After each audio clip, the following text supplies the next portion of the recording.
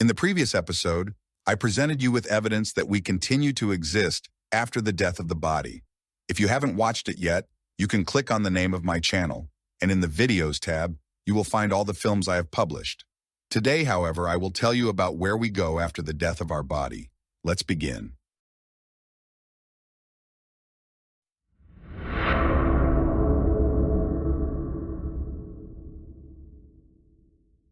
The universe is like an infinite ocean of energy. You will encounter a similar description not only in the teachings of various religions or esoteric publications, but also in the works of many researchers studying quantum mechanics. According to them, absolutely everything is made up of atoms. Atoms, in turn, consist of protons, electrons, and neutrons, and these are made up of even smaller particles. These particles are like drops in this boundless ocean of energy. Everything within it is connected and is a part of it. However, this ocean is not something inanimate in which living beings exist. You must view it much more broadly. From an earthly perspective, it may indeed seem that living organisms are placed in some sort of vacuum, separated from one another. The same could be said about the so-called inanimate nature visible to the naked eye. However, if you look at it from the perspective of quantum mechanics, for example, you will see that the space that supposedly separates organisms is also made up of particles. Are these particles dead? Not at all. They are exactly the same as those that make up living organisms and inanimate nature. They are the primal building blocks of energy from which everything can be created. Some of them will form a solid, hard stone or an entire planet, while others will create the invisible air that surrounds them. Yet others will form a physical human body, which will be controlled by a previously created immaterial soul or consciousness made of other particles. The smallest of these particles are simply particles of pure energy. They can vibrate with varying intensity and frequency, creating both immaterial and material worlds. This living, energetic ocean can be called the primordial source. It is like an omnipresent living, energetic informational matrix, which constitutes everything it has created within itself, while simultaneously giving its creations a certain degree of independence to better understand and experience what it has created. It experiences through the lives of the beings it has created within itself. As I mentioned before, living here in a physical body, we have the impression of separateness. We feel that you are not me, and I am not you, nor this dog or this tree. We even feel so separate that we can engage in various interactions, even destroy each other. However, this is a kind of illusion because in reality, we can only destroy the vehicles in which we move through the material world, i.e., our bodies. However, both these vehicles and the true us, in our immaterial form, are closely connected. We all reside in the matrix of the primordial source. We are an integral part of it. Thus, the primordial source created various beings and worlds within its matrix, that is, within itself, and these beings created additional spaces. We were given not only free will but also creative power. Originally, we were all created by the primordial source, and our original true home is the world created by it. However, due to the significant independence it granted us, we have the ability to travel between worlds, including those created by other beings.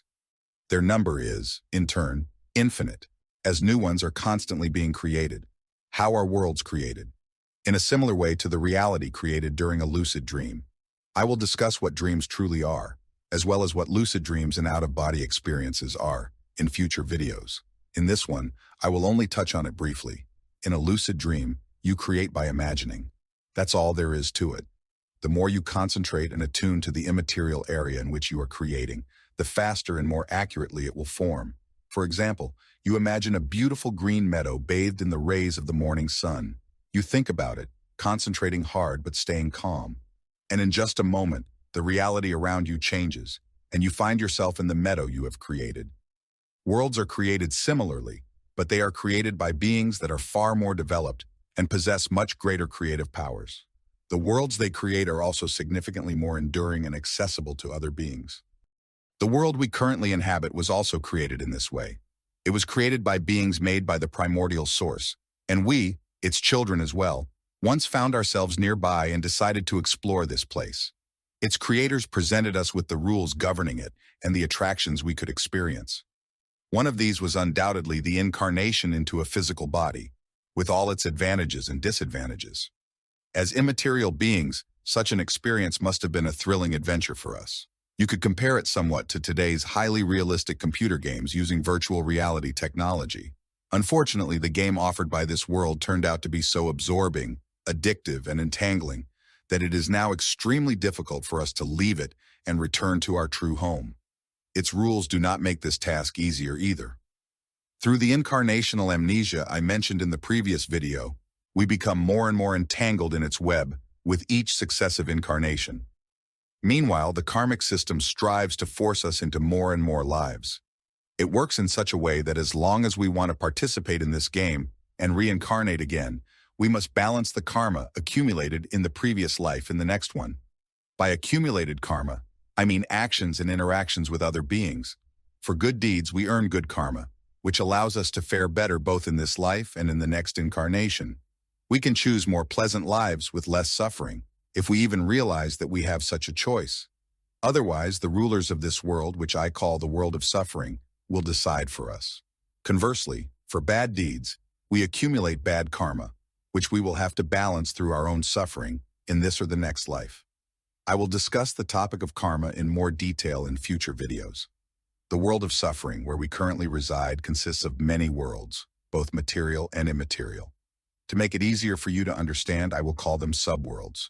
The material ones include our current world, where, among other things, the planet Earth is located. They are characterized by the fact that the energy from which they were created vibrates at a low frequency, making everything here seem more solid and separate from one another. The immaterial subworlds, on the other hand, were created from faster vibrating energy, making them more reminiscent of the worlds directly created by the primordial source. As a result, we move within them as immaterial or semi-material beings. This is not a precise term, but I think it will help you better understand this issue.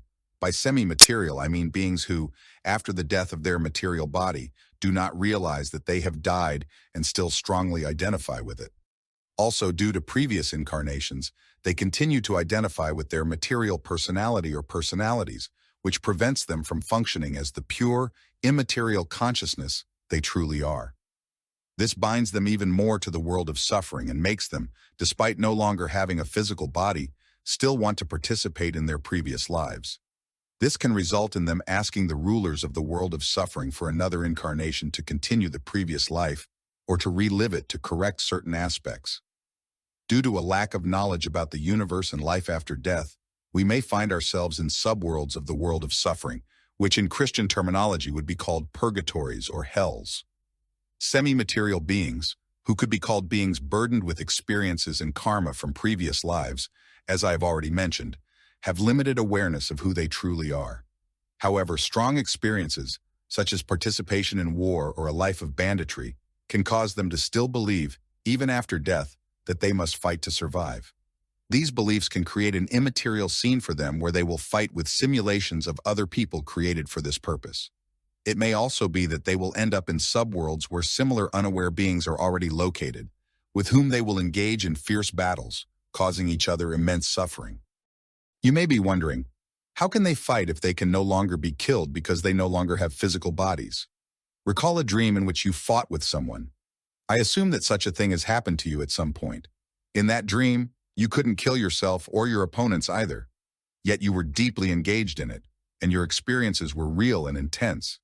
You should now have a rough idea of what a being feels when, after the death of their physical body, they create such a scene by the power of their beliefs from material life or end up in a subworld where they suffer along with others, fighting battles. Therefore, it is extremely important to acquire knowledge about what awaits us after the death of the physical body and to deeply internalize it. This will allow you to quickly orient yourself in the situation at the moment of death, which will certainly protect you from finding yourself in such dark scenes or subworlds. The material and immaterial worlds interpenetrate each other.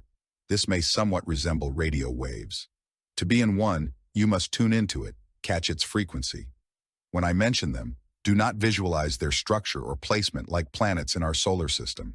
You will not see other worlds or subworlds even with the best telescope because they are not separated by kilometers or light years, but by the energetic frequency they reside in. This is something completely different from the placement of places in our current material world. Therefore, you must open your minds much more to realize this. There is no map of these worlds, and no material GPS will lead you to them. The world of suffering, then, consists of a vast number of material and immaterial subworlds, inhabited by countless beings who, like us, decided to come here. Why do I call this world the world of suffering? I do so to emphasize the difference between it and our true home, where there is no suffering, while here, suffering is something dominant. When we decide to incarnate in a physical body, suffering will sooner or later appear in our lives as well, and not only externally relative to us, but we will also generate it ourselves. Can you imagine living even one day or 1 week without thinking badly of someone? Without acting inappropriately towards someone? Without overreacting to someone's attack? I know that perhaps many of you have a tendency to justify yourself in every situation and place the blame on others, saying, "I was only defending myself," or play the impartial judge, saying, "They got what they deserved from me." But now, honestly, assess yourselves deep inside. After thorough analysis, you will conclude that it is practically impossible not to generate bad thoughts or deeds here. Various forms of fear and hundreds of negative programs in our subconscious ensure that there are as many of them as possible. Meanwhile, our bad thoughts and deeds will bring suffering upon us sooner or later. We will also often witness the suffering of others, which for a sensitive being is also suffering. Paradoxically, however, suffering, when received in the right way, can be beneficial, because those who experience it here may eventually become so saturated with it that they will start searching for a way back to the true home. In the world of suffering, there are also subworlds that could be called heavens, using Christian terminology, although the teachings of Dharmic religions speak much more about them. The way to reach them and leave them is also described in considerable detail there. According to these teachings, one can reach them after death if they accumulated a great deal of good karma during life in the material world. These subworlds resemble those created by the primordial source. Beauty and happiness prevail in them. The beings residing there could be described as deities or angels. However, one can only stay in these subworlds for as long as their accumulated good karma allows. When its supplies run out, they must leave and incarnate into a body again, wanting to regain good karma through their deeds. As you might guess, such degradation must bring unimaginable pain and suffering. Living in such a delightful subworld, they must once again become ordinary mortals and immerse themselves in suffering. So whether you find yourself in hellish or purgatorial subworlds, where suffering will be immediate and plentiful, or if you manage to reach one of the heavens and experience suffering only after some time, in the world of suffering, you are destined for it, and the only salvation is to return to the true home, where suffering is not experienced. What exactly our true home is and how to return to it can be read in my book, in which I have compiled all the knowledge I have acquired over the years about life after death. This video, like the first one, was also based on excerpts from it. You can find the link to purchase the book in the description below the video. That's all for today. Thank you for your time and see you next time.